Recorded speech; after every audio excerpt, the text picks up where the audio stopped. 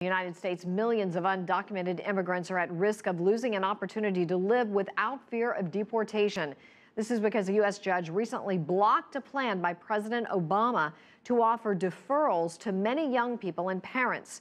Now, this gives 26 states time to pursue a lawsuit which could permanently stop the initiative. CCTV's Andrea reports. It's been 15 years since Ingrid left her home in Bolivia. She is one of an estimated 11 million undocumented immigrants living in the United States. Her advocacy work for immigrant rights has made her a prominent figure in the Hispanic community, particularly among the so-called dreamers, young people who entered the country illegally as kids and were able to qualify for deferred action on deportation through a program put forth by U.S. President Obama in 2012.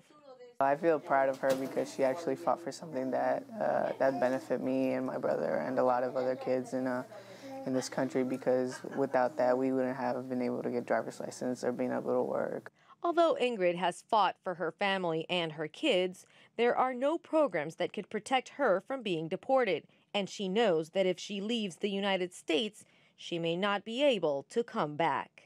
I thank God that I can go out and work and that I can buy things. But I feel like I am in a golden cage where I can move only inside the cage and I cannot get out of here. Ingrid's children are legally allowed to stay in the country, temporarily at least, thanks to the Deferred Action for Childhood Arrivals program, or DACA. This mixed status family picture is very common among immigrant families. It's sort of complex to understand that some families are mixed status, which is when there's undocumented people, there may be permanent residents and citizens in one household. There are also families that just don't have documentation. The Obama administration is appealing a U.S. court ruling blocking the president's effort to expand DACA and also legally allow some parents of children born in the U.S. to remain in the country. Announced late last year, the expanded program would benefit some 4.7 million more undocumented immigrants.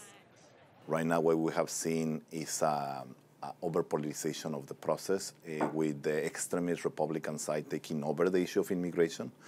So it's important to be focused, to be ready for implementation.